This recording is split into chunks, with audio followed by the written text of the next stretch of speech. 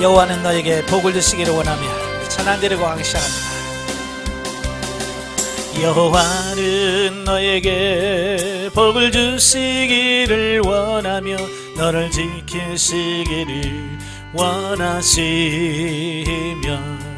여호와는 그 얼굴을 너를 향하여 드사 은혜와 평강 주시기 원하노라.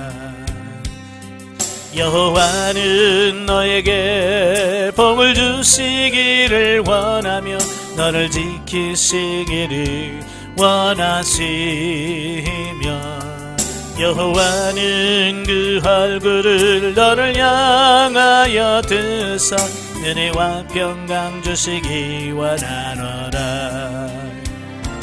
나를 보배롭고 존귀하게 여기시는 하나님이 내 삶 속에서 이 약속을 신실하게 이루시리.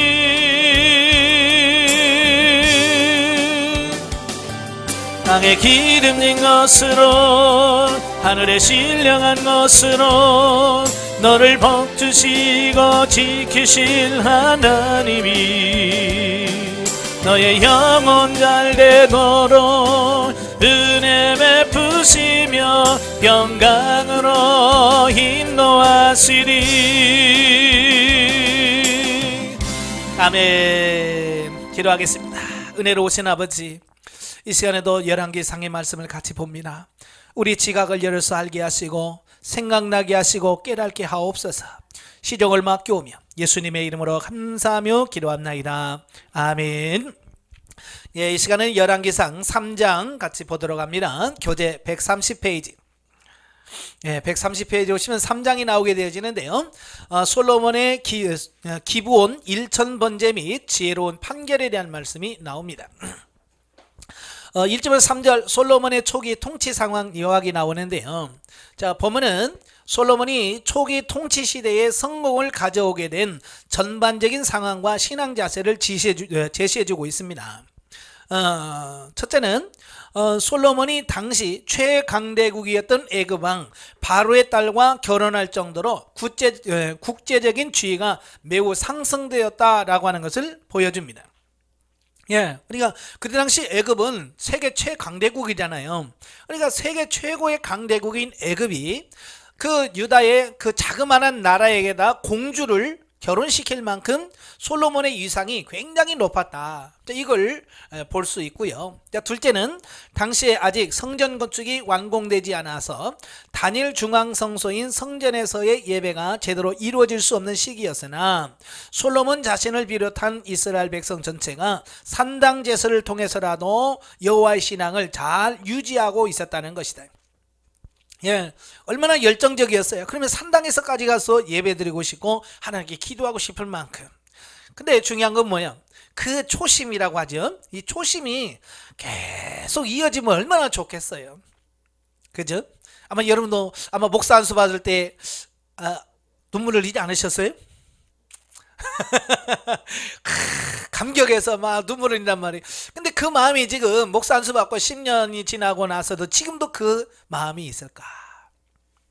이 초심을 잃지 않는 게 굉장히 중요한 겁니다. 근데 사람은 초심을 항상 잃어버려요. 힘들면 힘들다고 잃어버리고 또 너무 잘 되면 잘 된다고 잃어버리고. 여러분 잃지 않기를 바라요. 4절부터 15절에 보면 지혜를 구하는 솔로몬의 기도가 나옵니다. 자, 보면은 솔로몬이 기본에서 여호와 하나님께 1000번제를 드린 사실과 그에 대한 하나님의 응답에 대하여 다루고 있습니다. 솔로몬의 행적 가운데서 유명한 것 중에 하나가 기브온에서 1000번제를 드린 사건입니다. 즉 솔로몬은 왕위에 즉위하여 백성들을 다스림에 있어서 신정왕국을 통치하는 하나님의 대리자로서 먼저 하나님과의 바른 관계 유지가 선행되어야 한다는 사실을 알았죠. 자, 그래서 그는 하나님을 경외하는 증표로 기본 산당에서 1000번제를 드렸는데, 사실 번제를 1000번이나 드렸다고 하는 것은 횟수로든 양으로든 엄청난 규모일 뿐만 아니라 보통의 정성으로는 생각하지도 못할 일이다. 예. 그러니까 여기서 우리는 숫자만 보면 안 돼요. 와, 1000번. 예, 1000번 하기까지 그가 얼마나 하나님을 사랑했고 얼마나 하나님을 사모했는지를 보셔야 되거든요. 근데 오늘은 이런 중심을 보지 못하고 많은 분들이 뭐냐면 1000번이라는 횟수에다가 자꾸 초점을 맞춰요. 그래서 교회에서도 1000번제, 그래서 1000일 동안 새벽 예배를 빠지지 않고 드린다. 뭐 1000번 기도해야 한다. 뭐 이런 거 많이 하죠. 예. 자, 그런데 과연 그 숫자만 1000번 한다고 될까? 그죠? 하나님은 뭘 보신다고 그랬어요? 중심을 보신다고 그랬잖아요. 내가 얼마나 하나님을 사랑하는지, 정말 얼마나 하나님 말씀도 살고 싶은지 그 중심이 있어야지. 중심 없이 횟수만 1000번 드린다고 되는 것은 아니란 말이에요. 자, 그래서 따라서 솔로몬의 1000번제는 솔로몬의 강렬한 헌신과 순종하려는 열의가 반영되어 있다 때문에 하나님께서도 꿈에 솔로몬에게 나타나셔서 그를 축복하기로 작정하신 것이다. 자, 그런데 여기서 우리가 주목할 사실은 솔로몬이 구한 기도의 내용입니다. 즉 솔로몬은요, 개인의 사리 사욕을 채우기 위해서 구하지 아니하고 하나님이 맡기신 백성을 잘 통치할 수 있는 지혜를 달라고 간구했습니다. 자, 이렇게 솔로몬이 왜 지혜를 구했을까요? 예, 그가 다윗이 죽고 왕이 됐어요. 왕이 되면 여러 가지 할 일이 많죠. 근데 그 왕 중에서 제일 어려운 게, 이게 솔로몬이 생각했을 때 제일 힘든 게 뭘까? 재판하는 거예요. 지금처럼 여러 가지 과학적인 기술이라든지 이런 게 발달됐으면 쉬웠겠지만, 물론 지금도 완벽하게 죄가 100%다 처리되지 못하죠. 근데 지금도 억울하고 그러잖아요. 그죠? 근데 이전에는 그런 것도 없는 상태에서 그 증인들의 말만 듣고 죄의 유무를 판단해야 되고, 이게 쉽겠어요? 어렵죠.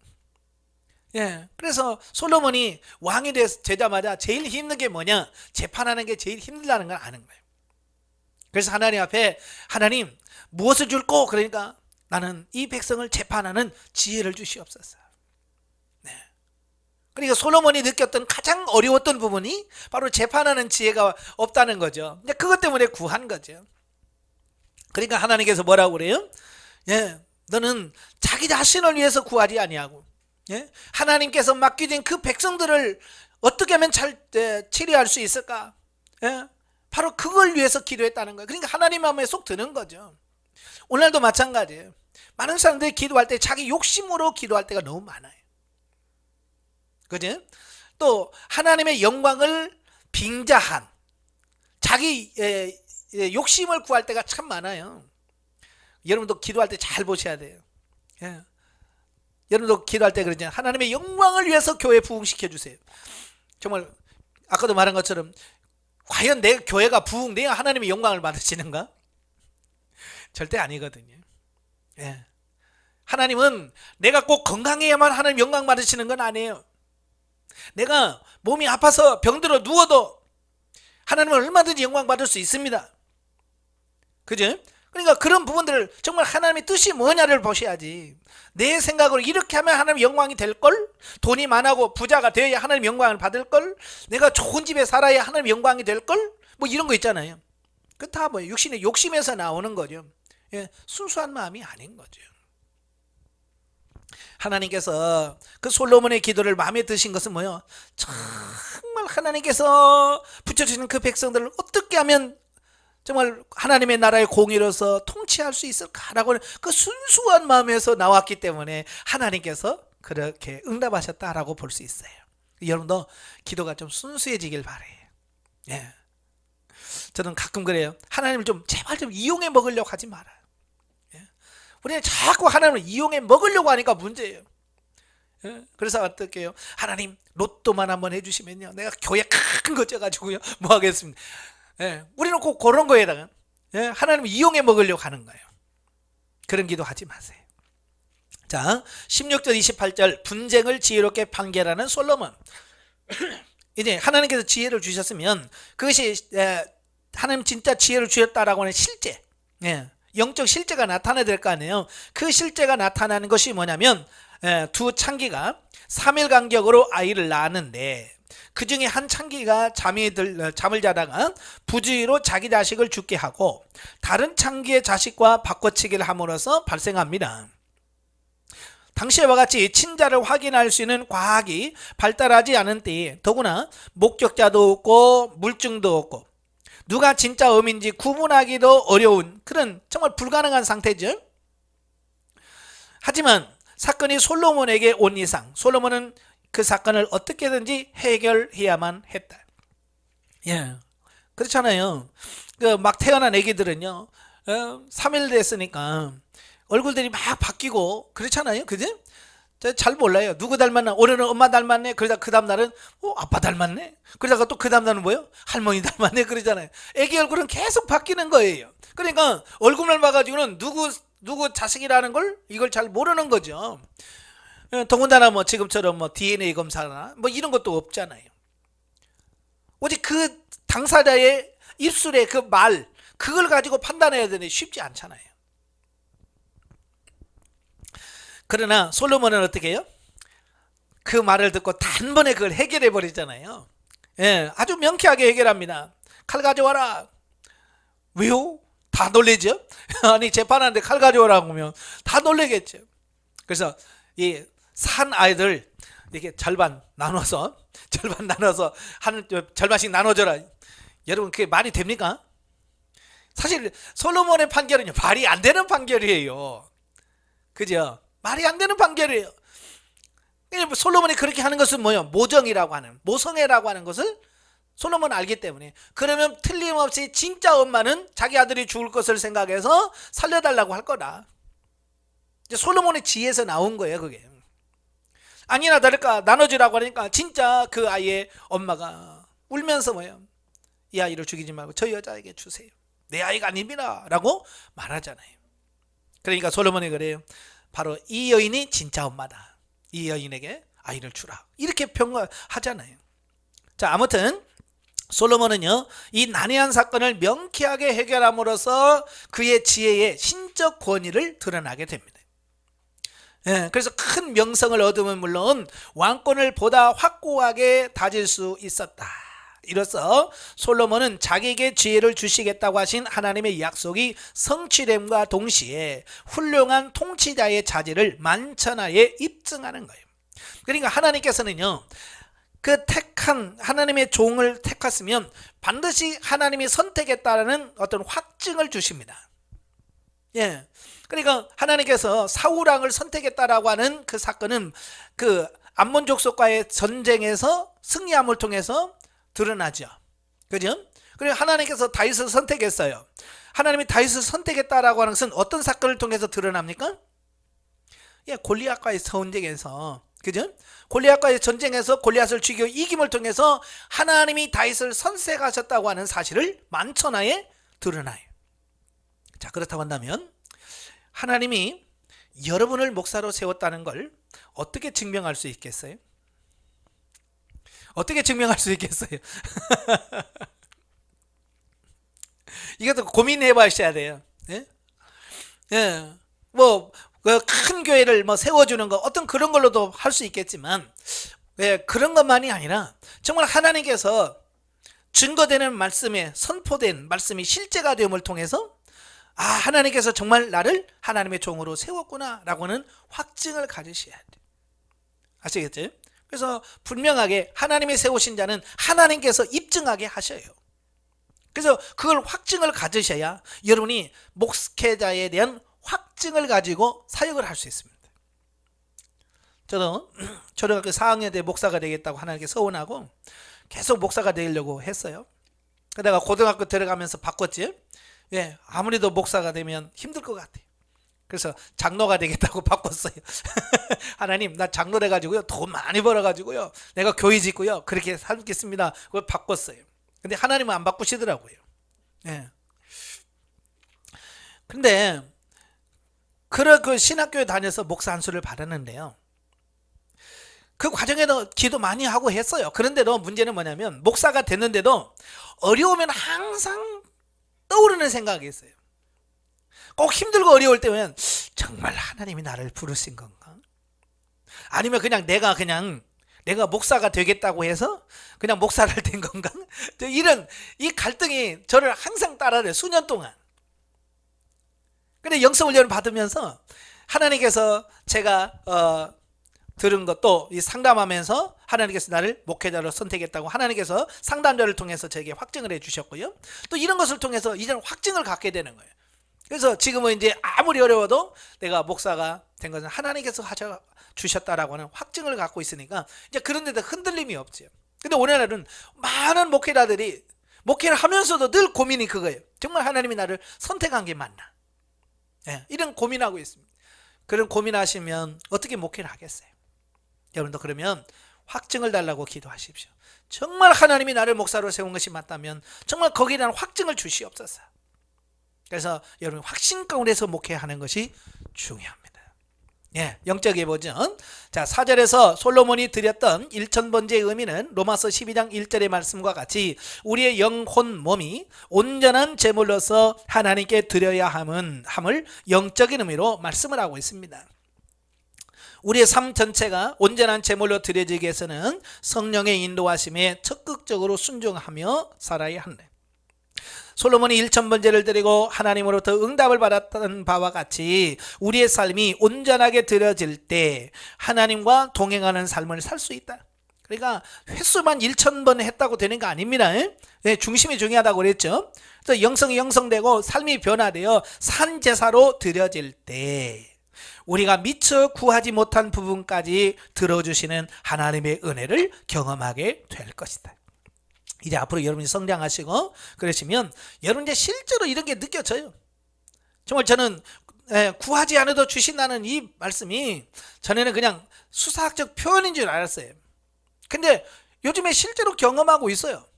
정말 하나님께 구하지 않아도 하나님께서 때를 따라서 공급해 주시고요, 사람을 붙여주시고 하는 걸 보면 정말 하나님께서 말씀하신 부분이 확실히 맞구나. 예.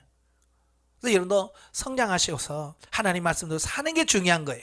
아시겠죠? 예, 4장으로 가지요. 4장은 이제 솔로몬의 영광과 그 영광의 번영입니다. 1절부터 19절 보면 솔로몬 왕궁의 강요와 12관장. 보면은 솔로몬 시대의 강요 조직에 대한 언급으로서 여러 8부서로 구성된 솔로몬 내각에는 몇 가지 특징을 가지고 있습니다. 첫째는 다윗 시대에 있던 그렛과 블레셋을 관할하는 총독부가 해체되고요, 대신에 관리장과 국내 대신부가 증설이 됩니다.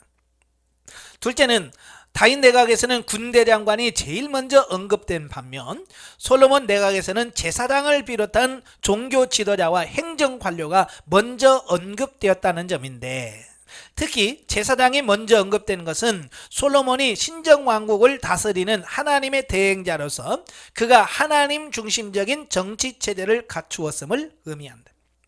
사실 다윗 시대는 뭐예요? 전쟁을 통해서 정복해야 되고 싸워야 돼요. 그러니까 제일 먼저 뭐가 우선시 되겠어요? 예, 군부가 우선시 되겠죠. 예, 나라도 보면 그래요. 나라마다 조금씩 다릅니다. 예, 북한만 같은 경우에도 서열순으로 보면 누가 제일 높냐? 군부가 제일 높아요. 그죠? 또 상황에 따라서 당이 앞섰다가 좀 뭐 하다 보면 또 군부가 앞섰다가 그러잖아요. 상황에 따라서 이렇게 다르죠. 그러니까 뭐가 앞서온다는 것은 이제 삶의 그 나라의 지금 방향이 이렇게 흘러가고 있다라고 하는 그런 의미입니다. 우리나라도 그러잖아요. 대통령이 바뀌면서 이제 각 부 장관들을 임명하고 세우잖아요. 그러면서 어느 부분에다가 더 치중하는지, 그 뭐예요? 거기다가 더 좋은 사람 세우고 힘 있는 사람 세우고 능력 있는 사람 세우죠. 왜? 그래야 자기가 원하는 취지에서 이게 이루어지기 때문에 그래요. 그러니까 솔로몬이 제일 전면에다가 군부가 아닌 제사장을 앞세웠다고 하는 것은 무슨 뜻이겠어요? 나는 하나님 중심으로 살겠다. 야, 그런 얘기죠. 아마 여러분도 목회하면서 그래요. 여러 이제 교회 안에 부서가 있죠. 뭐 전도부, 봉사부 뭐가 있죠. 제일 목회자가 어디다가 관심이 두느냐에 따라서 그 부서에다가 집중할 수 있는 이런 부분을 보게 돼요. 그래서 예를 들어서 전도를 최고로 여기는 목사님들은 어때요? 교회 부서마다 뭐 전도부, 그래서 막 전도부를 강하게 하고 재정의 몇 프로를 전도부에다 주고 그래요. 또 어떤 분은 이제 선교에 대한 비전이 있는 분들은 선교비를 막 재정에서 선교비를 제일 많이 두잖아요. 마찬가지예요. 뭐에다가 우선시를 두는가? 여러분도 목회를 하면서 내가 이 목회를 하면서 어디다가 제일 비중을 둘 것인가? 지금 여러분 재정 한번 보세요. 이 재정 중에서 어디에 제일 많이 그 재정이 들어가는지를 보세요. 그러면 여러분의 관심이 지금 거기에 있다는 얘기예요. 예. 그러니까 일부 교회에서 사례비가 제일 많으면 그 목사님은 뭘 위해서 목회하는 거예요? 사례비 받으려고 목회하는 거예요. 어떤 분은 선교비가 많으면 선교에, 전도는 전도비에 이렇게 관심이 많은 거예요. 저 같은 경우는 영성의 훈련에다가 거의 모든 재능이 영성에 다 들어가고, 왜? 내 모든 초점이 여기에 맞춰져 있기 때문에 그런 거예요. 자, 세 번째로 솔로몬 내각은요, 인간적인 이해관계를 떠나 인재 중심으로 기용되어서 효율적 행정의 극대화를 꾀했다는 점이다. 그러니까 학연, 지연 뭐 이런 거 있잖아요. 혈연 이런 걸 다 매이지 않고요. 정말 훌륭한 사람들 다 솔로몬이 다 들어서 그들을 곳곳에다가 다 인재를 등용합니다. 이게 인사가 만사라는 말이죠. 목회도 마찬가지예요. 결국 목회도 목사 혼자 하는 건 아니잖아요. 그래서 교회에서 일꾼들을 세우고 재정부대를 세우고 할 때 보면 누구를 세우느냐, 대부분이 누구를 따라 세우냐면 이 혈연, 형제간을 세우고 막 그러거든요. 그건 처음에는 좋아요. 근데 어느 시간이 지나면 혈연을 세워놓으면 더 이상의 발전이 없어요. 네. 그래서 교회에서는 어떤 학연, 지연 이런 걸 떠나서 정말 하나님의 일할 수 있는 사람을 세워야 돼. 근데 교회는 이 텃세가 굉장히 심해요. 그죠? 야, 참 저도 깜짝깜짝 놀래요. 그게 뭐냐면 교인들끼리 자기들끼리 텃세를 부려요. 좀 먼저 왔다고요. 좀 나중에 오면 텃세 부리더라고요. 네? 그걸 보면서 이건 아닌데. 예. 그런 생각을 많이 해요. 그래서 교회에서 절대로 텃세 부리지 못하도록 하셔야 돼요. 예, 그래서 나보다도 좀 훌륭하고 좋고 잘할 수 있는 사람 되면 그분에게 양보해서 일할 수 있도록 해줘야 돼요. 근데 젊고 유능한 사람이 와도 교회에서 잡고 있는 사람들이 안 놓아줘요. 예, 자기가 나눠줘서 같이 일할 수 있도록 해줘야 되는데 자기가 잡고 있는 거 꽉 쥐고 안 나눠줍니다. 그러니까 와서 버티지 못하고 가버리는 이런 경우도 있거든요. 그래서 이런 부분이 없도록 목사님들이 기도하시면서 지혜를 잘 구하셔야 됩니다. 예. 또한 본문 7절부터 19절에서 솔로몬 시대의 지방 행정구역과 그 관장들에 대하여 기록을 하고 있는데요. 솔로몬은 전국을 12행정구역으로 나뉘고 각 행정구역마다 관장을 세워 관리하도록 만듭니다. 이와 같은 행정조직은요, 중앙정부와 각 지방 간의 관계를 원활하게 하는데 매우 효과적인 기능을 발휘했다는 겁니다. 특별히 솔로몬은요, 그 12행정구역을 12지파의 경계에 제한을 받지 아니하고 지역적 형편을 안배하는 차원에서 구역을 분할함으로써 세금 징수에 따른 백성들의 불만을 제거했다라고 하는 겁니다. 예. 그러니까 그동안은요, 사울이나 솔로몬 시대 다윗 때까지만 해도 12지파를 중심으로 해서 통치를 했어요. 예. 그러다 보니까 이 지파가 큰 지파가 있고 작은 지파가 있고 숫자가 많은 지파가 있고 적은 지파가 있단 말이에요. 그러니까 형평성에서 이게 안 맞는 거예요. 그죠? 큰 지파, 사람들이 많은 지파에서는 예를 드는 거예요. 이번에 세금을 1억을 내야 된다. 그래서 큰 지파에서는 1,000원씩만 내. 그래서 1,000원씩만 내서 그 세금을 냈다고 칩시다. 근데 작은 지파는 1,000원 갖고 안 돼. 우리는 5,000원씩 내야 돼. 왜? 숫자가 적으니까. 그러면 이게 형평성의 문제가 있잖아요. 그죠? 큰 지파는 좋아하겠지만 그 더 부담이 큰 작은 지파는 그렇단 말이에요. 그래서 아예 솔로몬은 이 지파를 무너뜨려 버렸어요. 지파를 무너뜨리고 아예 그 사람 숫자나 이런 걸 다 봐서 12행정구역으로 정확하게 균등하게 나누는 겁니다. 그래야 세금의 부담이 없으니까요. 예, 똑같이 전 구역이 1,500원이면 1,500원만 내고 2,000원만 내면 되도록 이렇게 하니까 거기에 대한 불만은 없겠죠.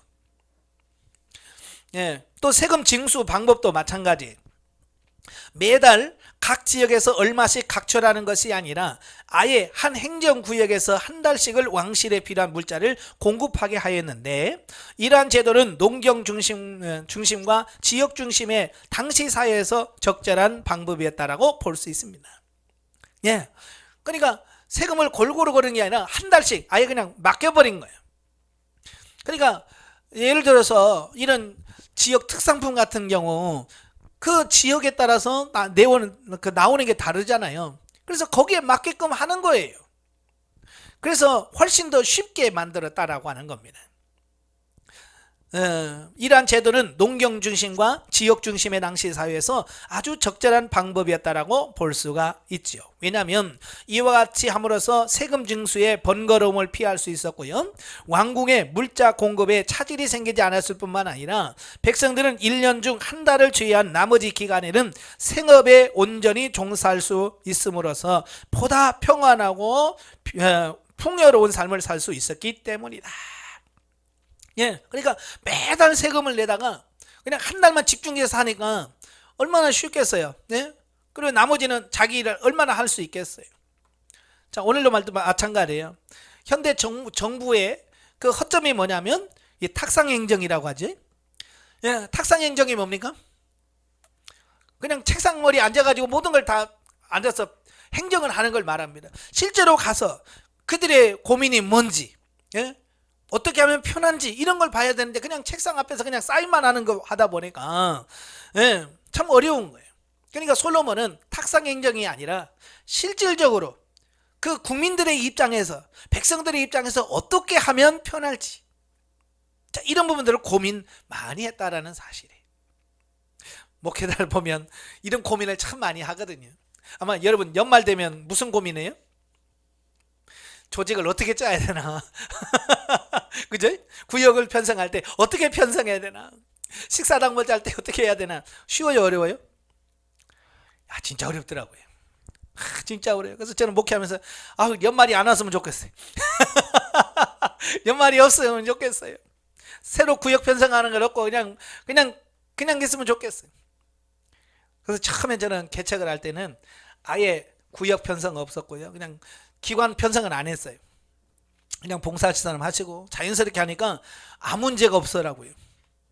잘 굴러갔어요. 근데 이제 성도가 좀 이렇게 몇십 명씩 되고 그러니까 이분들이 이제 자꾸 뭐냐면 그래도 우리도 조직해야 되잖아요. 남전도도 해야 되잖아요. 뭐 그러더라고요. 그리고 조직을 하다 보니까 이제 뭐요? 분배를 하게 되잖아요. 그러니까 분배하다 보니까 또 그게 너무 힘들더라고요. 참 그래서 저도 하나님께 늘 지혜를 달라고 기도를 많이 하거든요. 왜? 힘들니까. 여러분들 지혜를 많이 구하시길 바래요. 자, 넘겨서 20절부터 28절까지 보면 그 솔로몬 왕국의 번성에 대한 말씀을 합니다. 하나님께서 솔로몬에게 약속하신 가운데 부와 영광과 축복을 얼마나 성취됐는지를 보게 되어지는데요.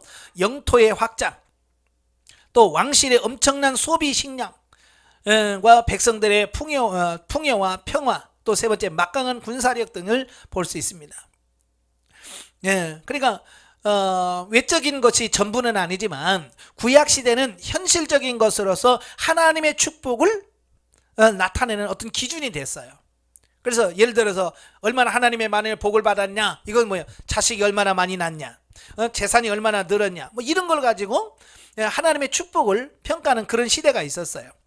그래서 이 시대는 그런 시대니까 이제 그런 부분을 통해서 많이 드러납니다. 그래서 영토도 넓혀졌지요. 백성들도 잘 먹고 잘 살지요. 또 군사력도 많지요. 이런 걸 통해서 하나님이 얼마나 그에게 복을 주셨는가라고 하는 것을 표면적으로 보여주고 있지요. 특별히 솔로몬 시대의 영토는 유프라데스강 서편 답사에서부터 애굽과의 국경지대인 가사에 이르기까지 실로 광대한 지역이 있는데요. 이것은 일찍이 하나님께서 아브라함에게 약속하신 그 땅에 가깝다. 그래서 창세기 17장에 보면 할례를 행하라고 하시면서 내가 이 땅을 너희 주겠다라고 말씀하신 그 땅이 바로 솔로몬이 자리했던 그 영역과 유사하다. 예. 그러므로 솔로몬 왕국의 번성은 가깝게는 하나님께서 다윗과 솔로몬에게 하신 약속의 성취지만 궁극적으로 하나님께서 이스라엘의 조상들과 하신 그 약속의 성취라고 볼 수 있습니다. 자, 29절 30절 보면 이제 솔로몬의 뛰어난 지혜가 나오는데요. 예. 보면은 하나님의 약속 가운데 지혜의 축복이 어떻게 성취되는가를 보여주고 있는데요. 본문의 기록에 하면 솔로몬의 지혜는 동양의 모든 사람의 지혜와 당시 현인이 많다고 여겨졌던 대국인 애굽의 모든 지혜보다도 뛰어났다라고 말합니다. 이것은 당시의 세계관에 비춰서 볼 때 당대의 솔로몬과 그 지혜를 비길 만한 자가 없었음을 의미합니다. 그래서 솔로몬은 철학자요, 또 시인이요, 또 잠언과 1005의 노랫말을 지었고, 또 동물과 식물에 관하여는 논할 만큼 모든 분야의 해박한 지식을 소유했다. 예. 그래서 솔로몬 정말 대단하세요. 물어보면 다 나와. 동물에 대해서 뭐냐 그러면 동물에 대해서 잘 나와요. 식물에 대해서 이게 뭐지요 그러면 잘 나오죠. 뭐든지 막히는 것 없이 다 나와요. 대단하잖아요. 여러분은 뭐에 대해서 해박한 지식이 나와야 돼요? 목회자는 뭐예요? 막 경제가 어떻고 주식이 어떻고, 그게 해박하면 그 목사가 아니죠. 그죠? 그러려면 그리 가야지. 목사는 뭐예요? 하나님의 말씀에 대해서 해박한 지식이 있어야 돼요. 그래서 성도들이 언제 질문을 던져놓은, 어떤 문제를 가지고 질문을 던져놓은 거기에 대해서 해답을 줄 수 있을 만큼 해박한 지식이 필요한 거예요. 그죠? 그래서 목회자는 이 성경 말씀에 대해서는 전문가가 돼야 돼요. 그래서 늘 성경 말씀을 가까이 하고 읽고 묵상하고 연구해서, 예? 그걸 하셔야 돼요. 성도들은요, 언제 목사님을 제일 존경하냐면 딱 어려운 걸 딱 물었는데 목사님이 그냥 막힌 거 없이 잘 설명하면요, 와, 그래. 그래서 여러분들이 성경에 대해서 전문가가 되셔야 돼. 아시겠죠? 다른 거 몰라도 돼요. 주식이 나도 몰라. 주식이 뭔지도 몰라. 그렇다고 나 무시 안 합니다. 성도들이 무시 안 해요. 왜? 그건 내가 할 일이 아니잖아요. 주식 전문가가 하는 거지. 뭐 목회자가 주식 알아서 뭐 할 거예요? 내가 할 수 있는 건 뭐예요? 생명의 말씀, 성경 말씀만은 누구보다도 뒤지면 안 되겠죠. 자, 그러나 본문은 솔로몬의 이 같은 명성이 자신의 노력 결과가 아니라 하나님께서 그에게 지혜와 총명을 심히 많이 주시고 넓은 마음을 주신 까닭이라고 분명히 밝히고 있다는 거예요. 이게 중요한 겁니다. 하나님이 주신 거라는 겁니다. 즉 솔로몬의 명사는 하나님께서 당신의 약속을 성취하신 결과였던 것이다. 그러니까 그 앞장에서 3장에서 이미 주시겠다고 그랬잖아요. 내가 너에게 지혜뿐만 아니라 부와 귀와 수도 주겠다라고 약속했잖아요. 이와 같이 하나님은 당신의 경외하며 겸손히 행하는 자를 들어 높이 세우시며 영화롭게 하신다. 때문에 하나님은 여호와를 경외하는 것이 지혜와 지식의 근본이라고 교훈을 주고 있습니다. 여러분들 이런 지혜를 얻기를 바랍니다. 영적에 보죠. 22절 28절에 보면 솔로몬의 부와 권세와 영광을 가히 짐작할 수 있다. 그 시대의 부귀와 영화는 역사상 전무후무한 것으로 알려져 있다. 하나님의 약속이 실질적으로 그에게 나타나 최대의 전성기를 누렸던 것이다. 마찬가지로 우리가 현세에서 하나님의 나라를 말씀대로 다스리며 살 수 있는 성숙한 삶을 살게 되면 신령한 지혜를 얻을 뿐만 아니라 하나님의 교회가 번성함으로써 하나님의 뜻을 행할 수 있게 된다. 아멘. 그리고 여러분이 영적 훈련을 통해서 영성이 바르게 되어지면 또 하나님과의 관계가 바르게 성립이 되어지면 하나님께서 이런 복을 주셔서 누릴 수 있게 하신다는 거예요. 그러니까 소망을 갖고 하시란 말이에요. 이게 순서가 바뀌면 안 돼요. 하나님 교회 부흥시켜주면 내가 뭐 할게요? 그게 아니에요. 그건 상관없어요. 교회 부흥과 숫자 늘어나는 것은요, 두 번째 문제고요. 내가 하나님과 어떤 관계를 가지고 어떻게 바르게 사느냐, 이게 중요한 거거든요. 그러면 정말 구하지 아니한 거 다 주신다는 거예요. 자, 5장으로 갑니다. 자, 솔로몬의 성전 건축 준비 및 히람의 원조가 나옵니다. 1절부터 12절 솔로몬과 히람의 언약. 자, 본문에서 솔로몬이 그의 즉위를 축하하기 위해서 사절단을 보낸 두로왕 히람과 성전 건축을 위하여 서로 약정을 맺은 사실을 기록하고 있습니다. 이 성전 건축은 본래 다윗이 생전에 몹시 소망하던 일이죠. 성전 지을 마음이 있었어요. 그러나 끊임없는 전쟁과 여러 가지 복합적인 요인으로 인하여 하나님께서 허락하지 않으셨고 그의 아들에게서 이루어질 것을 말씀하셨습니다. 자, 이것은 이제 솔로몬이 나라의 엄청난 번영과 풍요 및 평화의 토대 위에서 실행하고자 하였던 것이다. 그러니까 하나님께서 솔로몬에게 이런 복을 허락하신 이유가 뭘까요? 바로 그걸 이루시려고.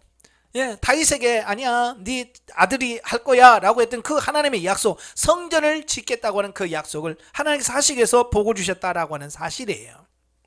그러니까 여러분들 복을 받을 때 과연 왜 하나님이 복을 주시는지를 분명히 아셔야 돼요.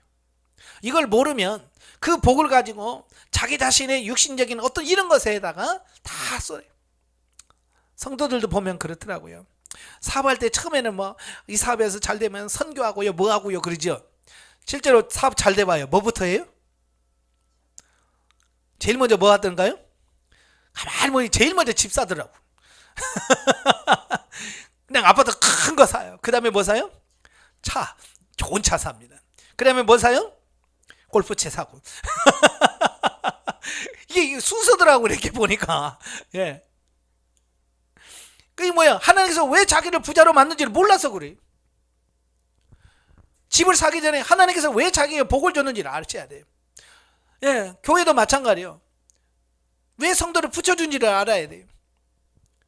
그걸 알아야 그걸 전도하라고 붙여줬군요, 선교하라고 붙여줬군요. 이걸 알아야 그걸 가지고 그걸 통해서 하나님의 영광이 드러날 수 있는 거거든요. 근데 그게 아니라 그냥 목사님들이 교회 부흥식에서 성도들 들어가면 사립에 올려줘라. 내가 진간이 내가 개척해서 얼마 못 받았으니까 이제 막 좀 살만하니까 좀 줘라, 이렇게 말한단 말이에요. 하나님께서 부흥시키는 이유가 겨우 사례비 많이 받으려고 한 게 아니잖아요. 그죠? 그래서 분명하게 하나님의 뜻이 뭔가를 정확하게 하셔야 돼요. 자, 그런데 성전 건축에는 엄청난 건축 자재와 숙련된 건축 기술이 필요했지만 이스라엘은 나무가 무성한 산지가 없어 성전 건축에 필요한 자재가 생산되지 않았고요, 농경 중심의 이스라엘 사회는 훌륭한 건축 기술자를 구할 수가 없었대요. 그러니까 성전 지으려고 하니까 문제가 많은 거예요. 이스라엘 땅에는요, 그렇게 좋은 나무가 없어요. 또 사람들이요, 농사 짓다 보니까 이런 건축 기술이라든지 이런 게 발달이 잘 안 돼 있습니다. 그러니까 기술이나 이런 것들은 그 특색마다, 지역의 특색마다 다르거든요. 그죠? 보면 전라남도 담양에 가면 죽새공업이 잘 돼 있잖아요. 왜 그럴까요? 그 지역에 대나무가 잘 되니까. 그죠? 대나무가 잘 되니까 거기에 기술이 발달할 수밖에 없는 거예요. 대나무가 없는 데는 그런 거 발달이 안 됩니다. 근데 저 남해안 해안에 가면 또 염전 같은 거 하잖아요. 그죠? 거기는 왜? 그 지역이 염전을 할 수 있는 환경이니까 염전을 통해서 그들만의 노하우가 있는 거죠. 마찬가지로 이스라엘도 마찬가지. 농사 짓다 보니까 농사 짓는 노하우는 있어도 이러면 건축을 한다든지 돌을 깎는다든지 나무를 캐우는 이런 게 안 되는 거예요. 그래서 그 두로 사람들의 그걸 빌려오는 거예요, 기술을. 그러던 차에 다윗과 친분을 맺고 있었던 두로왕 히람이 솔로몬의 즉위를 축하는 사절단을 보낸 것을 계기로 솔로몬과 히람이 언약을 체결하고 두로로부터 성전 건축에 필요한 자재와 기술자를 공급받기로 한 것이다. 이상에서 보는 바와 같이 하나님은 당신의 일에 헌신적인 일꾼에게 모든 상황과 여건을 형통하게 마련해 주시고 그 앞길을 친히 인도해 주신다. 그러니까 하나님의 일을 혼자 할 수 있는 게 아니에요. 솔로몬이 성전 짓자고 해서 되는 게 아니에요.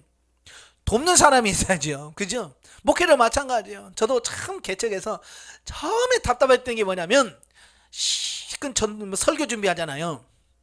설교 준비하려고 강단에 섰는데 성도가 하나도 없으니까 그렇잖아요. 설교 들을 성도가 없으니까 그것처럼 처음에 답답한 게 없더라고요. 그리고 전도훈련을 받으러 가잖아요. 그래서 막 전도훈련 받아서 전도해야지 그러고 옵니다. 그러면 같이 전도 나갈 성도가 없으니까 처음에는 그게 그렇게 힘들더라고요. 아무도 없으니까. 전도 훈련을 받아도 같이 나갈 사람이 없지. 설교를 뭐 어디 가서 배워와서 해도 뭐 설교를 다 준비해서 들을 사람이 없지. 그것만 좀 답답한 게 없더라고요. 근데 때가 되면 하나님께서 사람들을 붙여주시더라고요. 예.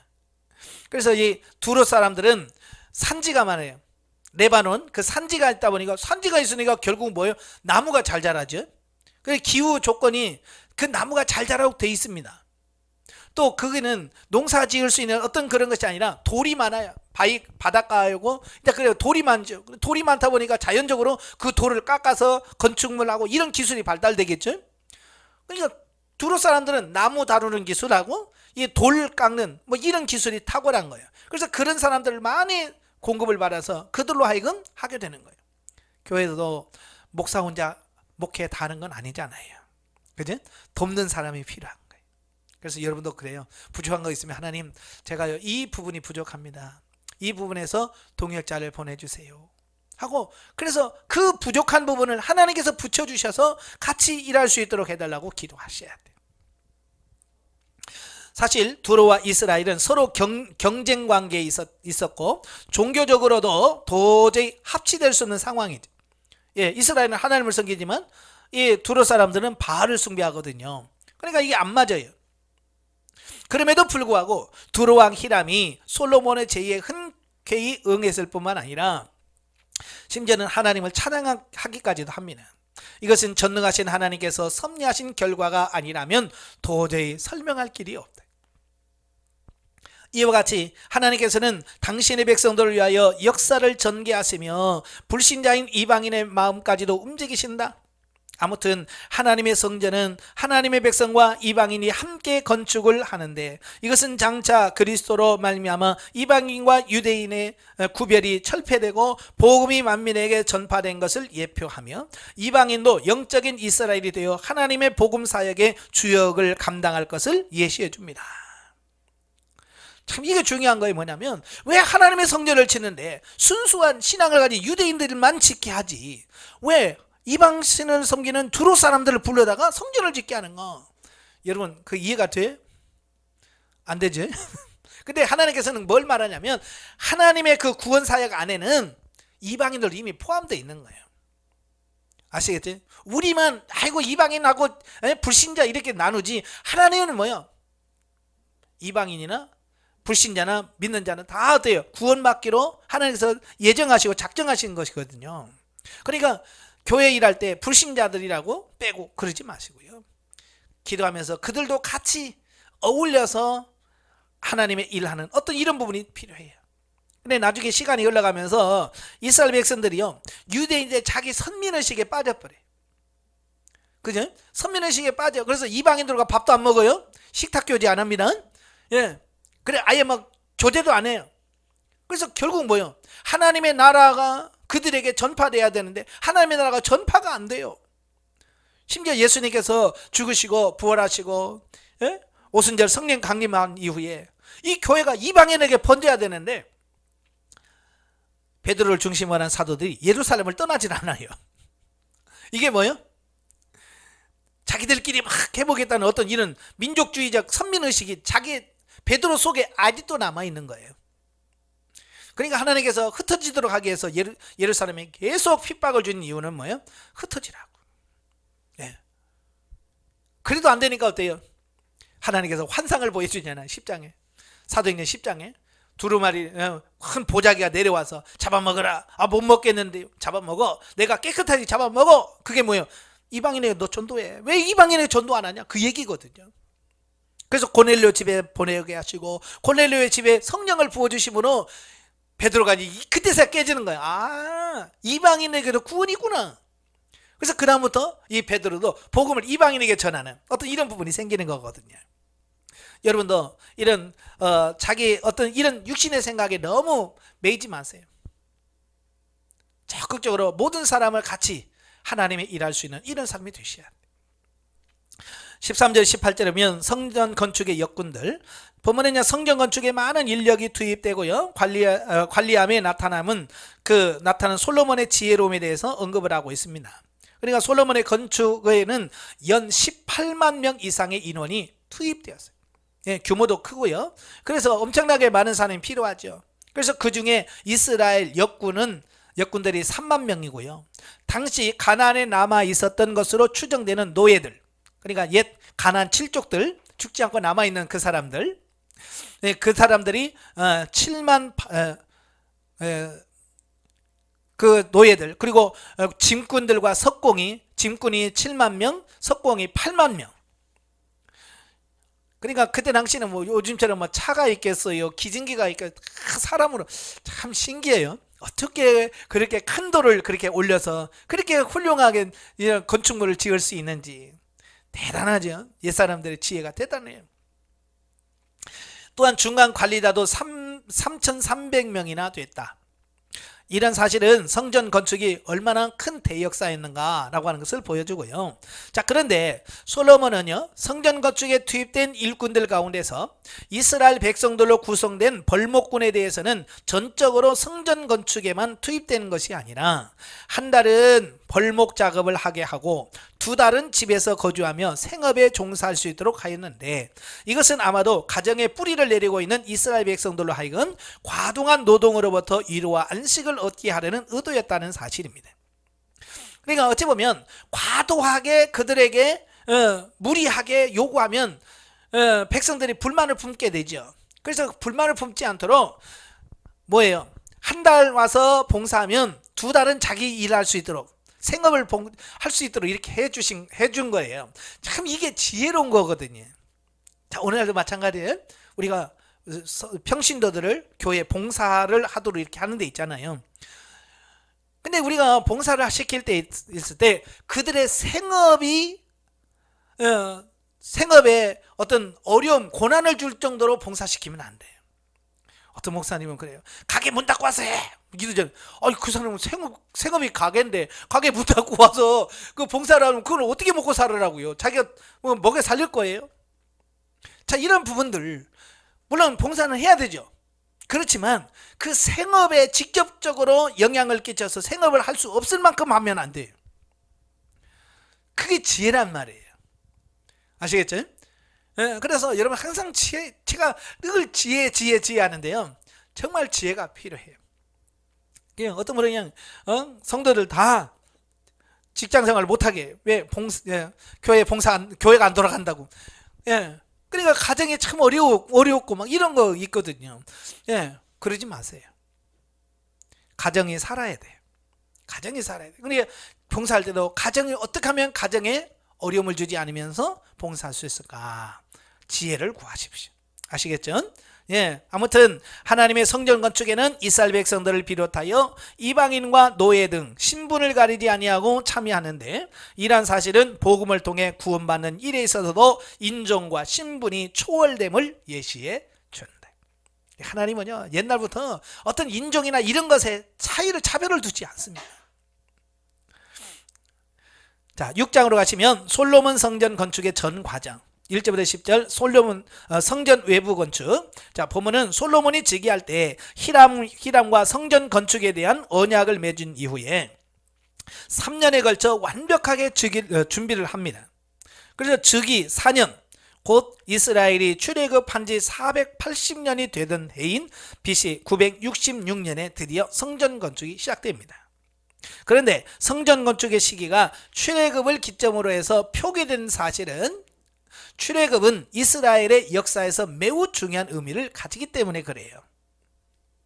왜냐하면 출애굽 직후에 하나님은요, 임재의 상징으로 세워진 이동식 성막이 항구적인 성전으로 건축되는 것은 이스라엘 백성들이 소유하기를 바랐던 약속의 땅에 대한 이전까지의 임시적인 상태가 막을 내리고 이제는 약속의 땅 가나안이 항구적으로 그들의 소유가 되었음을 상징해 주기 때문이다 그랬어요.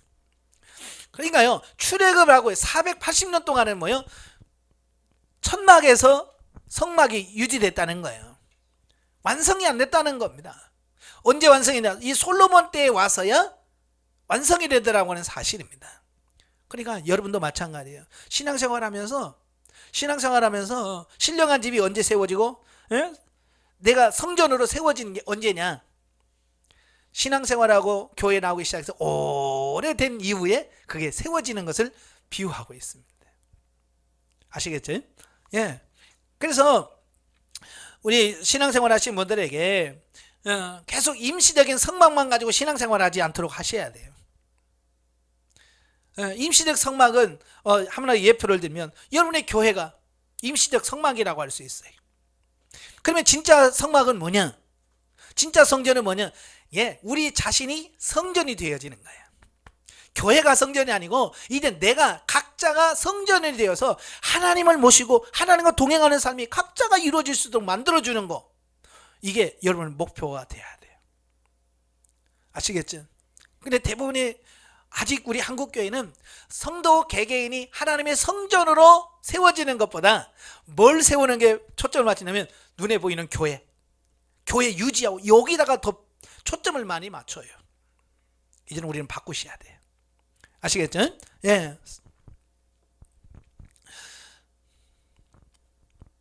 자, 물론 과거 성막과는 크기나 모양에 있어서 다소 다른 점이 있지만 역할과 영적 의미는 그대로 솔로몬 성전이 이어받게 됩니다. 한편 성전이 과거 아브라함이 이삭을 바치려 했던 모리아산에 세워졌다는 사실 역시 성전은 이곳에서 십자가를 지신 영원한 성전 되신 그리스도를 예표함을 보여주고 있습니다. 그러니까 이 솔로몬이 성전을 세웠던 그 장소는요, 그냥 세워진 게 아니라 이미 아브라함 때, 아브라함이 누구예요? 이스라엘의 원조잖아요. 조상이지요? 예, 그때부터 하나님께서 뭐예요? 이삭을 제물로 바쳐라 라고 해서 사흘길에 나가서 이삭을 제물로 드리려다가 이삭을 살리고 수양을 제물로 드렸던 곳이 어디냐? 바로 이 모리아산. 바로 성전이 세워진 그 산이란 말이에요. 그러니까 이미 오래전부터 하나님께서는 그것에 자리를 특정하셨고 준비하셔 놓으셨다라고 하는 것을 보게 됩니다. 그 다음에 다윗이 아라우나 타작마당이라고 하지? 예. 아라우나 타작마당에서 번제를 드렸던 그곳, 바로 그곳이 성전 지을 수 있는 그 장소였다라고 하는 거예요. 그러니까 이 말은 하나님께서 구속사 속에서 성전 건축은 예전부터 이미 계획하고 있었다라고 하는 것을 의미하고 있습니다. 한편 성전 건축에 주목할 사실은요, 건축하는 동안 성전 안에서 전혀 철 연장 소리가 들리지 않도록 했다는 점인데요. 예, 이건 뭘 의미하느냐? 예, 즉 건축 자재는 성전에서 멀리 떨어진 채석장이나 벌목장 등에서 아예 필요한 부분에 맞게 다듬어 정작 건축 장소에서는 조립만 하면 되었던 것이다. 이와 같이 했던 이유는 작업상의 편리함을 위해서라기보다는 아마도 평화와 거룩함을 상징하는 성전에서 당시 피를 흘리게 하는 도구의 제작에 사용된 철의 소리를 제거함으로써 하나님의 임재와 화해의 정신에 부합되도록 하기 위함이다 라고 하는 겁니다. 그러니까 얼마나 힘들었겠어요. 그냥 거기서 때려 맞추면 쉬운데 저기서 망치 소리가 들리지 않는 곳에서 이미 다 길이를 재고 무게를 재고 다 해가지고 그걸 떼매고 온다는 게 쉽지 않지요. 그건 솔로몬이 성전을 건축하면서 얼마나 많은 신경을 썼는지를 보여주고 있는 부분이에요. 예, 이렇게 신중하셔야 돼요. 이건 오늘날 우리가 목사가 교회를 운영함에 있어서 얼마나 신중해야 되는가, 자, 이걸 우리에게 교훈해 주고 있습니다. 자, 11절에서 13절에 보면 솔로몬을 향한 하나님의 교훈. 자, 보면은 하나님이 성전의 외부 공사를 마친 솔로몬에게 임하셔서 만일 솔로몬이 하나님의 계명과 말씀을 준행하기만 한다면 일전에 다윗과 맺은 당신의 언약을 반드시 이루리라고 재차 언급을 하셨습니다. 예, 본문에서는 우리는 왜 하나님께서 성전 건축 도중에 갑자기 이와 같은 말씀을 솔로몬에게 하셨는지를 알아야 한다. 첫째, 화려한 성전 건축이 하나님의 임재를 보증하는 것이 아니라 하나님의 말씀과 계명을 준수할 때 비로소 성전은 하나님의 임재 장소가 될 수 있음을 교훈하기 위함이다. 예, 뭐가 더 중요한지를 아셔야 돼요. 그러니까 자칫하면 하나님께서 솔로몬 성전이 그렇게 아름답고 잘 지어졌기 때문에 하나님께서 그 성전을 사랑한다라고 생각하는데 그렇지 않아요. 예, 뭐가 더 중요하냐면 성전만 아름답게 지어놓고 하나님의 말씀을 살지 않으면 의미가 없어요. 하나님의 말씀도 살고 순종하고 계명을 지키는 것이 무엇보다 중요한 거예요. 바로 그걸 가르쳐 주려고 한 거예요.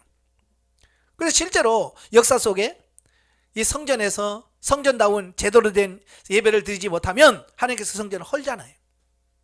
그래서 586년에 바벨론에서 그 성전이 완전히 무너짐을 통해서 뭐가 중요한지를 하나님께서 가르쳐 주셨어요.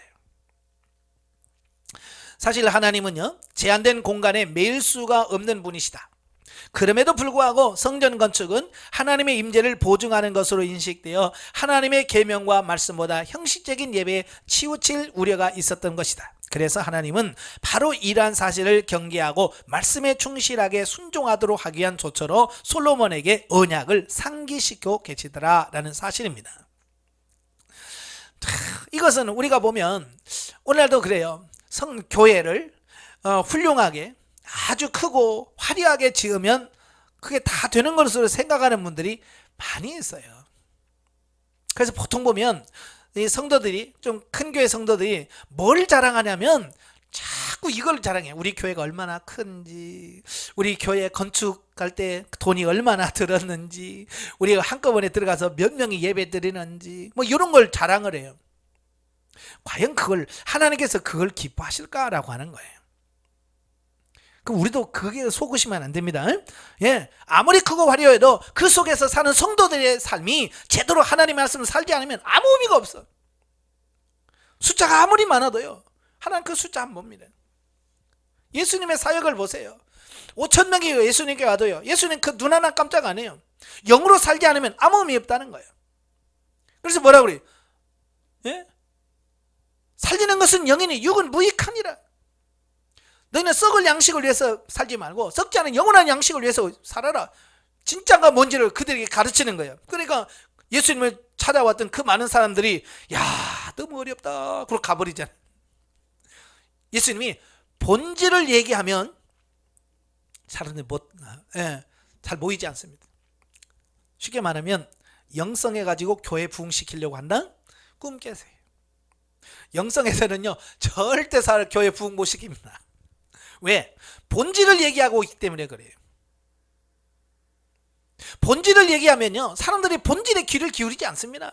예수님이요, 5,000명 먹이고도, 예? 보리떡 5개와 물고기 2마리로 5,000명을 먹였어요. 그들이 왜 왔어요? 예? 떡 먹은 것 때문에 온 거예요. 근데 예수님은 그 많은 무리를 보고 기뻐하지 않았어요. 뭐라고 그랬어요? 너희들이 나를 찾는 것은 떡 먹는 것을 보고 또 오늘도 떡 먹으러 왔구나. 그들이 원하는 걸 벌써 아신 거예요. 그래서 떡을 안 줍니다. 그러면서 뭐라고 그래요? 내가 생명의 떡이다. 나를 먹어라. 그러니까 그들이 이해를 못하고 가버리잖아요.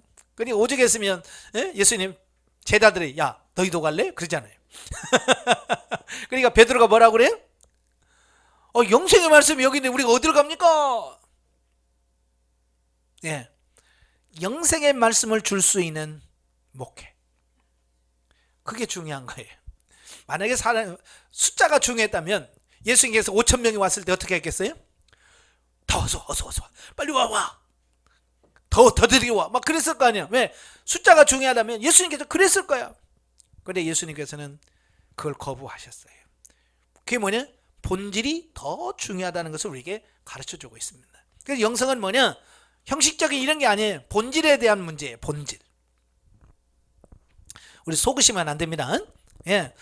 둘째, 오랫동안 고된 사역에 지쳐 기진한 상태에 있던 솔로몬과 일꾼들을 위로하고 격려하시기 위함이었다. 즉 하나님은 이제 성전의 외부 공사를 마치고 내부 공사에 들어가기에 앞서 솔로몬과 백성들에게 미래의 축복을 재차 보증하심으로써 그들로 하여금 새 힘을 얻어 보다 힘있게 하나님의 일에 매진하도록 하기 위해서다라고 하는 사실이에요. 그러니까 7년 동안 공사한다는 건 쉽지 않지요. 예. 그래서 하나님께서 중도에 그들에게 나타나서 위로해주고 축복해주고 권면하고 있습니다. 자, 14절부터 38절은 성전 내장 공사입니다. 보면은 성전의 내장 공사를 마침으로써 이스라엘 신앙 공동체의 중심이 될 중앙 성전의 완성에 대해서 언급하고 있습니다. 즉 성전의 내부는 하나님의 지시에 따라서 성소와 지성소로 구분되었고요, 언약궤와 그룹이 설치되었고 또 기타의 모든 것들이 하나님께서 다윗에게 보이신 설계와 식양에 따라서 완벽하게 만들어졌다라는 거예요. 자, 이게 중요한 게 뭐예요? 솔로몬은 자기가 만들고 싶은 대로 성전을 만든 게 아니라는 거예요. 하나님께서 다윗에게 보여준 식양, 하나님의 말씀대로 했다는 게 제일 중요한 거예요. 오늘 우리도 마찬가지예요. 우리 목회가 내가 원하는 목회를 하면 안 돼요. 내가 하고 싶은 목회를 하면 안 돼요. 하나님이 하길 원하시는 목회를 하셔야 돼요. 그래서 늘 우리가 하나님 앞에 주님 어떻게 하기를 원하십니까? 라고 하나님께 자꾸 물어서 정말 주님이 원하시는 목회를 하셔야 돼요. 저는 그래요. 제가 원하는 목회는 지금 아니에요. 저는 예전에 아까도 말씀드렸지만 제가 원하는 목회는요, 사람들이 많이 모이고요, 교회 큰 거 짓는 게 내 목표였어요. 근데 이게 그게 아니라는 걸 아니까 이제는 그게 아니고 한 명이 모여도 정말 그 영혼을 바르게 세워서 영적으로 바르게 세우는 게 하나님의 저를 향한 세운 목적이라는 걸 아는 거예요. 그러니까요, 저는 성도가 한 명이든 두 명이든 10명이든 똑같아요. 설교가 가기도 똑같아요. 열정적으로 똑같아요. 사람이 많다고 더 세게 하고 뭐 없다고 대충 하고 그런 거 없어요. 왜 그런 줄 알아요? 하나님의 사명이 뭔 줄 아니까. 숫자가 아니라 그 모인 영혼들을 위해서. 제가 안양에서도요, 한 명 놓고 제가 막 이렇게 14고 막 강의했더니 그분이 나중에 목사님 죄송해요. 그러더라고요. 아니 왜 죄송한데, 아이고 그냥 혼자 있으니까 목사님이 너무 열내가지고 혼자 듣기 너무 미안하더라고. 그럴 거 없어요. 여러분들 뭐가 중요한지를 정확하게 이해하시고 하세요. 이래하여 성전의 모든 공사는 시작한 지 7년 만인 BC 959년에 완성이 됩니다. 자, 이로써 지금까지 성막이 담당했던 모든 역할을 이제 성전이 대신 담당하게 됐고요. 성전은 이후 이스라엘 신앙 운명 공동체로서 결속을 강화하는 데 큰 기여를 하게 돼요. 자, 그런데 성전 내부 공사에서 특기할 만한 사실은 성전의 내부가 모두 금으로 장식됐다는 겁니다. 어떤 분이 저한테 와서 목사님 하나님은 금을 참 좋아하는가 봐요. 그래서 아니 왜요? 그랬더니 성전을 다 금칠했더라고요. 그래서 여기서 금은 뭘 상징하느냐, 이게 중요한 거거든요. 사실 금은 빛과 순전함과 불변성과 고기성, 이걸 다 나타내는 겁니다. 금이 비싸잖아요. 그죠? 왜 그래요? 이 금은 100년이 가도 금이고요, 1000년이 가도 금이에요. 변하지 않은 거예요. 그 다음에 그렇게 흔하지 않아요.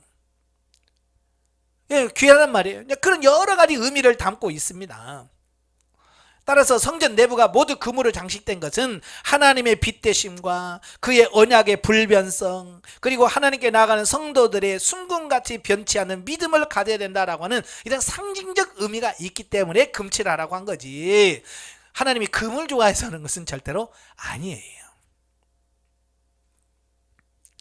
또한 우리는 여기서 많은 금을 들여 하나님의 전을 아름답게 치장한 솔로몬의 온전한 헌신을 발견하게 됩니다. 아마도 솔로몬이 하나님보다 금이나 재물을 더 사랑했다면 성전을 결코 완성되지 못했을 것이다. 그렇죠? 솔로몬이 금을 더 좋아했으면 이 아까운 걸 왜 거기다 발로? 그럼 못했을 거예요.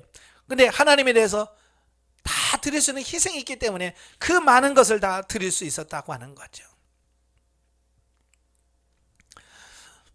이처럼 하나님의 나라는 하나님을 위해 자기의 생명과 재물까지도 결코 아끼지 아니하며 온전히 헌신하는 자들의 믿음과 충성으로 말미암아 완성되어져 가는 것임을 말씀할 수 있습니다. 자, 영적의 버전. 솔로몬은 하나님이 주신 지혜와 명철로서 하나님의 전을 건축하게 된다. 이는 우리도 영적인 진리와 지식, 성령의 은사를 재료로 하여 삼일체 하나님이 거주하시는 신령한 전이 건축되어야 함을 영적으로 말씀하고 있습니다. 자, 솔로몬 성전을 건축했다면 오늘 저와 여러분 자신이 하나님이 거하시는 성전으로 여러분을 지어져 가야 돼. 고린도서 3장 16절, 성령이 거하시는 하나님의 전인 줄을 알지 못하느냐. 6장 19절에 또 너희가 성전이다, 너희 몸이 성전이다 라고 말씀하고 있습니다. 이제 성전 건축은 교회 짓는 게 아닙니다. 또 여러분도 목회하면서 야 성전 건축합시다 하면서 교회 지면서 꼭 성전 건축하자고 하는데요. 신약 시대는 이제 교회 이 눈에 보이는 건물은 성전 아니에요. 얘는. 건물이에요. 신약 성경에 말하는 성전은 누구라고요? 여러분 각자, 우리 성도 각자가 성전입니다. 그래서 우리 성도 각자가 성전으로 세워져 가야 돼. 이제 그게 오늘 신약 시대에 저와 여러분이 힘써야 될 그 목표인 거예요. 자, 7장으로 가지요. 솔로몬 왕궁 건축과 성전 기구 제작. 1절에서 12절 솔로몬의 궁전 건축. 자, 보면은 삽입 부분으로서 솔로몬의 궁전 건축 장면을 기록하고 있는데요. 솔로몬의 궁전 건축은 성전 건축의 기간보다도 7년보다 무려 6년이나 긴 13년에 걸쳐서 완공이 됩니다. 예, 그만큼 솔로몬 궁전은 솔로몬에 비해서 상대적으로 규모가 컸음을 알 수 있다.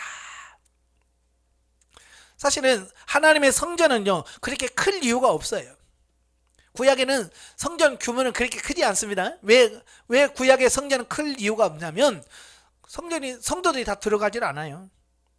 성소라고 해봐야 제사장이 매일 아침 저녁으로 들어가서 분향하고 등잔 불 켰다 껐다 하고, 예? 떡상 일주일에 안식일에 떡 올리고 내리고, 지성소라고 해봐야 1년에 한 번 들어가서 한 번 하는 거예요. 오늘처럼 막 성도들이 왕창 들어가는 성전이 아니에요. 그래서 구약의 성전은 그리 클 필요가 없었던 거예요. 예. 그러나 성전은 어때요? 왕궁은 어때요? 왕궁은 왕이 들어가서 사무도 봐야 되죠. 또 살기도 해야 되죠. 대신들이 회의도 해야 되죠. 그러니까 궁궐이 클 수밖에 없죠. 이게 크니까 13년이라는 시간을 걸쳤고요. 중요한 것은 뭐냐? 사실은 준비가 부족했던 거예요. 그게 뭐냐면 이 성전 건축할 준비는 다윗이 충분하게 다 해놨어요. 그죠? 그래 이 왕궁은 준비를 덜 해놨거든요. 그러니까 준비가 없으면 이렇게 기간이 오래 걸릴 수밖에 없다는 것을 보여주고 있습니다. 네, 그런데 본서의 저자는요 궁전 건축을 단순히 12절로 아주 간략하게 다루고 있습니다. 그것도 성전 건축 및 기구 제작과 봉헌 기사 사이에 삽입적으로 기록되어 있습니다. 자, 이것은 솔로몬의 궁전이 구속사적인 관점에서 볼 때 하나님의 성전의 부속됨을 의미합니다. 즉 신정 왕궁의 궁전은 전 우주를 통치하시는 하나님으로부터 신정 왕국을 다스릴 수 있는 통치권을 위임받은 하나님의 대리인인 이스라엘의 왕이 거주하는 거처에 불과하다는 것이에요. 왕궁이 결코 성전보다도 앞설 수 없고 우선시 될 수 없다는 것을 말씀하는 거예요. 이와 같은 사실은 왕궁의 건축이 성전의 설계와 거의 비슷하게 되었다는 점에서 확고하게 증거하고 있습니다. 이런 사실은 한 국가의 통치자는 백성들 위에 군림할 수 있는 존재가 아니라 하나님의 통치권을 위임받아 하나님께서 하나님의 공의를 실현하기 위해 세움받은 존재라는 것을 보여줍니다.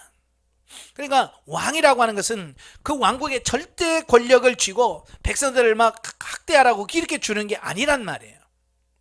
하나님의 대리자로서 하나님의 백성을 하나님의 마음으로 통치하고 다스리는 게 왕이에요. 아시겠죠? 그래서 왕이라고 함부로 하면 안 돼요. 자, 오늘도 마찬가지. 이제 우리 목회 관련에 있어서 교회 내가 개척했다. 내가 왕입니까? 내가 교회 건축했으니 내가 개척했으니까 내가 주인이야. 내가 왕이야. 그럴 수 있어요? 없어요. 절대로 우리는 그럴 수가 없습니다. 설령 내가 내 돈, 내 재산 다 들여서 거기서 투자해서 교회를 지었다 할지라도 내 교회가 아니에요. 이건 하나님의 교회예요. 내가 왕 될 수가 없어요. 하나님의 대리자로서 하나님의 말씀을 받아서 백성들을 양육하고, 예? 백성들을 가야 되고요.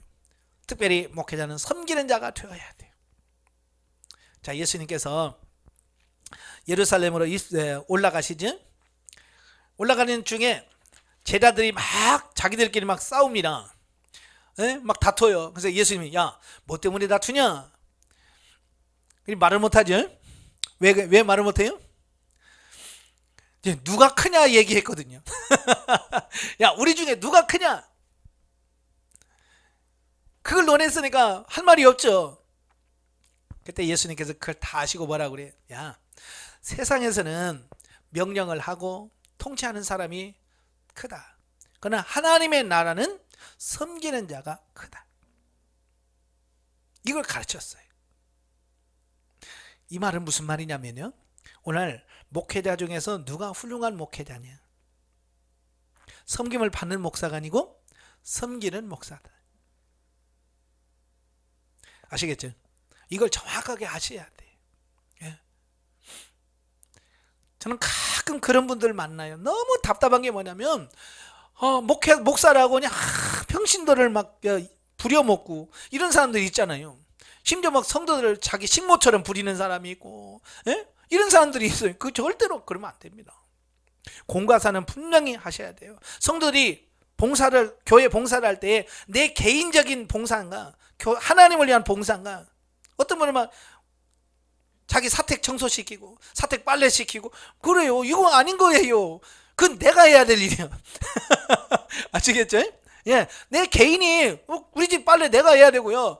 이건 내가 해야지. 성도를 불러다가 빨래시키고 이건 아닌 거예요. 분명히 이거는 공과 사는 분명하게 구분할 수 있는 부분이 되셔야 돼요. 뭐 여러분 잘 아시죠? 가끔 그게 안 되시는 분들이 있어서 제가 너무 그러는 거예요. 자, 13절 47절까지면 히람에 의해 제작된 성전의 놋기구. 자, 보면은 히람이 제작된 성전의 놋기구에 대한 기록이다. 성전의 놋기구들을 제작한 히람은 본래 납달리 지파의 어머니와 두로 사람 아버지 사이에 태어난 놋세공과 놋조각의 뛰어난 재능을 가진 자였다.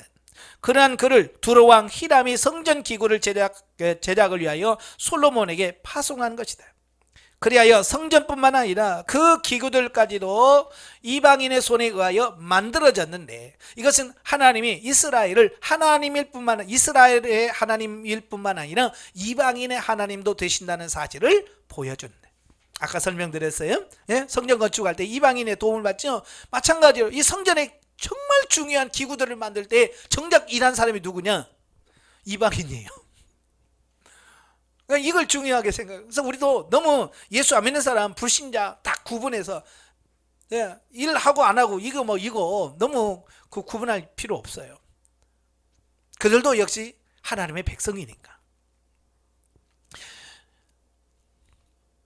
또 하나님은 당신의 영광을 위해서라면 때로는 이방인들도 사용하신다는 것과, 두 번째, 하나님의 나라의 참여는 혈통과 신분을 초월하여 하나님의 은혜와 그분의 은혜를 체험하고 하나님의 일에 동참하는 자에게 주어진다는 것을 교훈받게 된다. 그러니까 내 개인의 생각에서 이런 걸 제한하면 안 됩니다. 예? 제가 유튜브에서 이렇게 보다가 재미난 걸 봤어요. 스님이 교회를 건축하고 목사가 되다, 뭐 그러게 했어요. 그분이 이제 목사님이요. 지금 이제 목사님인데 원래 스님이었대. 이제 스님이 결혼했는데 누구냐? 교회 다니는 여집사하고 결혼을 했대요. 참 그 희한해요. 근데 자기는 주지야. 자기 절이 있는 주지인데, 예? 자기 부인은 교회 다니는 집사야. 근데 교회 다니라고. 그래서 부인은 교회 다니고 자기는 절에서 주지하고. 그러다가 자기 부인이 다니는 교회가 건축을 한다고 해서, 예? 이 주지가 가서 그 건축 일을 다 손봐줬대. 중으로서 머리 빡빡 깎고 가서 교회 건축하는데 다 해주고, 예? 그러다가 나중에 그분이 이제 하나님을 만나게 되고 이제 변화돼서, 예, 목사가 됐다고. 그 유튜브에서 간증이 나오더라고요. 새롭게 하소서에서. 예. 참 하나님의 방법은요, 그래요. 근데 만약에 그 교회에서 중이 교회지면 안 돼, 오지마, 만약에 그랬다고 한다면, 그죠? 그렇게 한다면 그 교회도 못 지어졌을 거고 그 중이 회개하고 하나님을 만날 수도 없을 거고요. 이게 하나님이 하시는 것이 기가 막힌 거야. 그러니까 우리 이 얄팍한 인간의 생각으로 누구는 되고 누구는 안 되고 이러지 말라는 거예요. 하나님이 어떻게 역사하실지 모른단 말이에요. 아시겠죠? 그래서 우리 폭이 넓혀져야 돼요.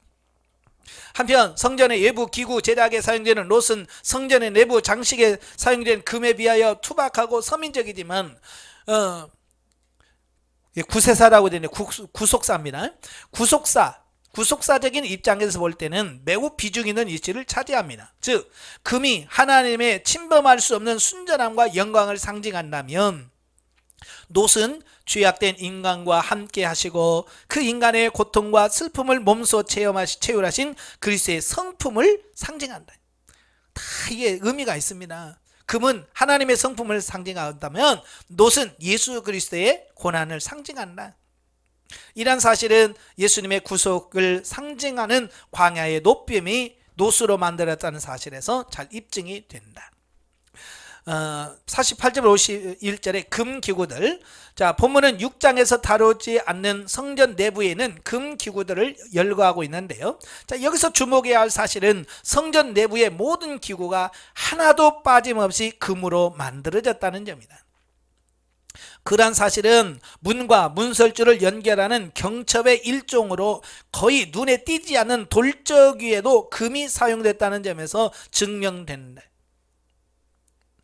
사실 성전 건축을 하면서 사람의 눈을 의식하며 했다면 그와 같이 보이지 않는 곳은 놋이나 기타의 다른 재료로 대용해도 할 수 있었을 것이다.